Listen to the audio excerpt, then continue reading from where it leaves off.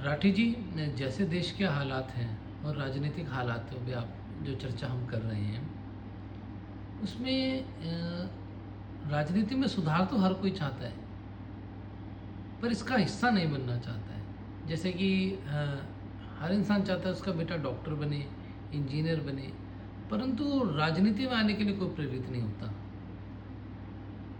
आकाश जी, बहुत बढ़िया बात आपने की। राजनीति से ही देश की सारी व्यवस्था जुड़ी है। जनता वास्तव में ये सोचने लगी है कि राजनीति में जाकर चुनाव लड़ना ये भले लोगों का काम नहीं है, और यही हमारी दुर्दशा का कारण है।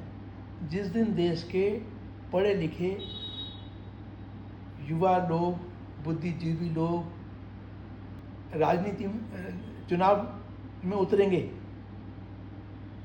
अब हम क्या चाहते हैं ये स्पष्ट होगा उनके दिमाग में कि हम क्या चाहते हैं और कैसे होगा। जिस दिन अच्छे लोग राजनीति में उतरेंगे, उस दिन अपराधी राजनीति से गायब हो जाएंगे। वास्तव में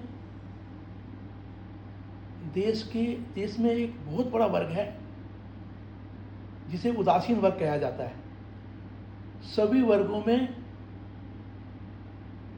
कोई भी धर्म जात के लोग हैं, सभी वर्गों में मुट्ठी भर लोग कट्टरपंथी होते हैं। ज़्यादातर लोग उदारवादी होते हैं।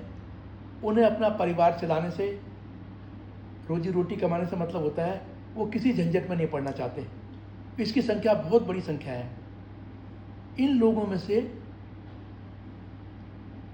ही लोग राजनीति में चुनाव लड़ें, कम पैसे में चुनाव लड़ें।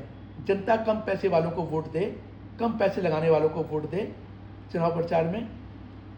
जिस दिन जनता चुनाव प्रचार में कम पैसे खर्च करने वालों को वोट देना शुरू कर देगी जनता, उसी दिन ये ट्रेंड बन जाएगा। ये बाजार का नियम है कि जिस चीज़ की बाजार में डिमांड होती है वही चीज़ व्यापारी लेके आता है। तो राजनेता भी व्यापारी होते हैं। अगर जनता की ये डिमांड देखेंगे कि जनता कम धन खर्च करने वालों को, प्रचार में कम धन खर्च करने वालों को जनता पसंद करती है, तो प्रचार में कम धन खर्च करेंगे। जनता चाहती है कि अपराधी सत्ता में ना आए, राजनीति में ना आए, तो उनको वोट देना बंद करना पड़ेगा, जब तो वो रुकेंगे। वो जनता सीधे सच्चे लोगों को वोट दे, पढ़े लिखे लोगों को वोट दे, योग्य लोगों को वोट दे, धर्म निरपेक्ष लोगों को वोट दे। मगर निर्दलीय को, क्योंकि जो राजनीतिक दल का प्रत्याशी होगा वो तो दल के सीट्स के सारे पे काम करेगा।